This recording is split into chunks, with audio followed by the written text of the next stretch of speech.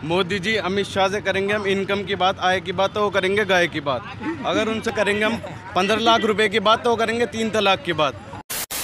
कौन है विकल्प? आपका नेता कौन है? आप किसको चुनने वाले हैं 2019 में? कौन है आपका नेता? बताइए, जवाब दीजिए कि आपका नेता कौन है। आप कौन से पार्टी को सपोर्ट कर रहे हैं या कौन से नेता को? एक नेता है क्या जिनका नाम आप लेंगे कि हम इनको मानते हैं? मानना ये है कि मैंने अभी तक जितनी पढ़ा है अपना पॉलिटिकल साइंस, मैंने कभी ये नहीं सुना कि हम लोग पीएम को देख के वोट दे रहे हैं। हमें क्या कहते हैं, रिप्रेजेंट करेगा यहाँ का सांसद। हम सांसद को नहीं देख रहे हैं, हम सीधे पीएम का चेहरा देख रहे हैं। ये क्यों? जब हम यहाँ से किसी सांसद चुनेंगे, सांसद हमारी बात पार्लियामेंट में रखेगा ना, पीएम थोड़ा बोलेगा हमारे बांदा के लिए वहाँ पे जाके। तो हम लोग सांसद को चुन के वोट, हम लोग क्रिकेट टीम थोड़ा चुन रहे हैं, हम लोग क्रिकेट की टीम का कैप्टन थोड़ा चुन रहे हैं वहाँ जाके। हम लोग तो अपनी टीम खुद बना रहे हैं ना। हम बांदा की टीम से एक अपना प्लेयर भेजेंगे तब तो जाके वहाँ वो ढंग की कैप्टन बनाएगा। हम अपने जमीनी नेता को नहीं चुन पा रहे हैं और बात मोदी कर रहे हैं। वो इस बात को लेकर के मुझे लगातार सलाह देते रहते हैं कि मुझे अपनी नींद बढ़ानी चाहिए, मुझे मिनिमम 5 घंटे 6 घंटे सोना चाहिए। मेरे हेल्थ के लिए भी मुझे बताया जा रहा है, लेकिन मैं ऐसा वर्कहोलिक बन गया हूं और कई सालों से मेरी आदत हो गई है। मैं मुश्किल से 3.5-4 घंटे सोता हूं, लेकिन वो मेरी बहुत साउंड स्लीप होती है। मैं बिस्तर पे जाता हूं, 30 सेकंड में मुझे नींद आ जाती है, 30 सेकंड में। और सुबह जब मेरा उठने का समय होता है, ठीक उसी समय उठता हूं। हम कहते हैं पीएम जी सोए नहीं, काम बहुत करते हैं, हम मानते हैं, हमने देखा है सुना है, लेकिन कई कामियां भी हर जगह हैं। ठीक, अभी अंकल जी ने बोला, क्या कहते हैं कि क्या बोला अभी आपने कि पीएम मोदी के बारे में कि जेल में नहीं भेजा, क्यों नहीं भेजा? 2014 से पहले बोलते थे कि मैं भ्रष्टाचारियों को खुश नहीं देखना चाहता, जितनी भ्रष्टाचारी आए हैं मैं सबको सीधे जेल में डाल दूंगा। लेकिन एक कार्यवाही नहीं हुई राहुल गांधी के खिलाफ। और आज भाषा का स्तर देखिए कितना है। कल उन्होंने राजीव गांधी के खिलाफ एक बयान दिया, शायद सब लोग सुने होंगे, कि उनका अंत एक भ्रष्टाचारी के रूप में हुआ। मैं मोदी के खिलाफ नहीं बोल रहा हूं, लेकिन मैं लोगों को जागरूक कर रहा हूं कि आंखों में चश्मा मत पहनी। हम चाहते हैं छोटे छोटे कारखानों का जाल बिछे, छोटे छोटे कारखाने लगे, हर गांव गली मोहल्ले में रोजगारी का अवसर पैदा हो और नौजवान अपने ही इलाके में रोजगार कमाए, ताकि शाम को अपने माँ बाप के पास जाकर के बैठ सके, माँ बाप के साथ सुख दुख बांट सके, माँ बाप के साथ बैठ करके रूखी सूखी रोटी खा सके। ये हमें करना है भाई। मोदी जी बोल रहे थे 2 करोड़ लोगों को देंगे रोजगार। हमारे जब बांदा से मैं छोटा हूँ तब से सुन रहा हूँ कि यहाँ टूरिज्म की बहुत बड़ी वो है, मतलब कि यहाँ टूरिज्म बहुत उपलब्ध हो सकता है, पर नहीं हो पा रहा है। बम्बेश्वर मंदिर है, मैंने अपने 17 साल का हो गया, जैसा था वैसा ही देख रहा हूँ तब से। हमारी केन नदी, जब मैं इलाहाबाद कुंभ के अभी गया था, उसमें म्यूजियम में मैंने ये जानकारी मुझे वहाँ से प्राप्त हुई कि हमारी केन नदी उत्तर प्रदेश की तीसरी सबसे साफ नदी है। मतलब कि सबसे साफ नदी है उत्तर प्रदेश की। तब भी क्या कहते हैं, वहाँ कुछ घाट नहीं है नहाने के लिए, एक घाट नहीं है, मंदिर नहीं है। आपको जाना, आपको 1 किलोमीटर पहले गाड़ी खड़ी करनी पड़ती, वहाँ भी फिसलते हुए गिरते हैं लोग।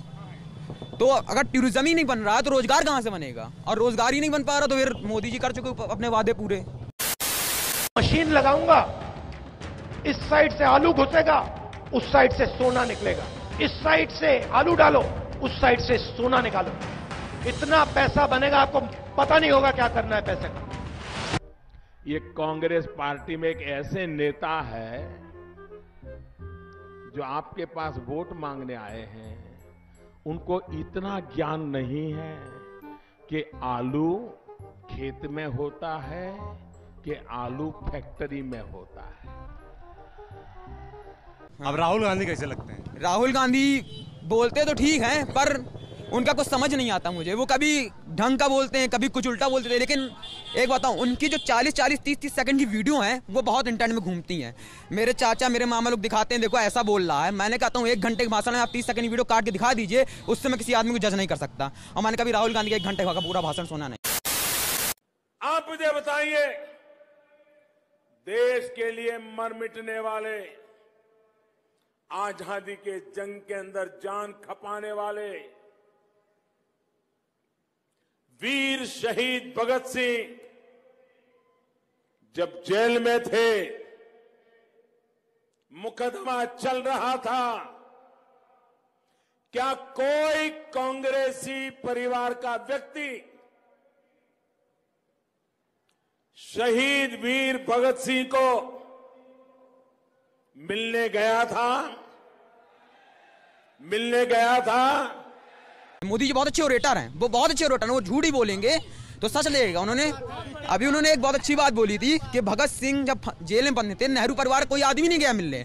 और रवीश कुमार ने एक रिपोर्ट करी थी, उसमें आया था कि उन्होंने एक इतिहासकार से पूछा तो उन्होंने कहा था नेहरू जी की 6 एंट्री थी लाहौर जेल में, 6 एंट्री सिर्फ भगत सिंह से मिलने के लिए। तो इतने अच्छे ओरेटर हैं पर प्रधानमंत्री बन के झूठ बोल देते हैं तो ये खराब लगता है थोड़ा दिल से, बाकी नहीं है कुछ। नेहरू का नाम नहीं लिया मगर कांग्रेसी परिवार का। क्या नेहरू ने शहीद भगत सिंह बटुकेश्वर दत्त से जेल में मुलाकात की थी? ये सवाल प्रोफेसर इरफान हबीब ने अपनी किताब to make the deaf hear ideology and programme of Bhagat Singh and his comrades में कुछ बातें लिखी हैं और उनकी बात आप सुनिए। इसमें बहुत सारे लीडर्स हैं जो मिलने गए और मिलने के बाद उन्होंने उसके बारे में प्रतिक्रियाएं भी दी। उस समय की जो प्रेस है उसने छापा भी, तो ये तो बिल्कुल बेकार है। और मैं ख़ास तौर से पंडित जवाहरलाल नेहरू के बारे में कहना चाहूँगा क्योंकि ज़्यादा सवाल नेहरू जी के बारे में उठाए जाते हैं।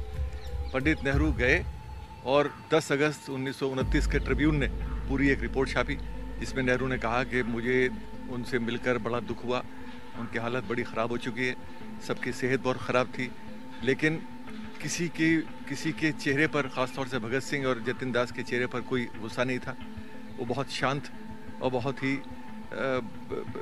सुशील स्वभाव से मिले और किसी तरह का कोई नहीं लगा कि कोई उनको कोई दुख या कोई तकलीफ किसी प्रकार की है। हिपोक्रेसी की भी सीमा होती है। ये बिक गई है गवर्नमेंट, अब गवर्नमेंट में कुछ नहीं है। आप क्रोनोलॉजी समझ लीजिए। झूठ बोलो, बार बार झूठ बोलो, जो भी बोल सकते हैं सब झूठ बोलो, जहां भी बोल सकते हैं झूठ बोलो, जितनी बार बोल सकते हैं झूठ बोलो, झूठ बोलो, झूठ बोलो।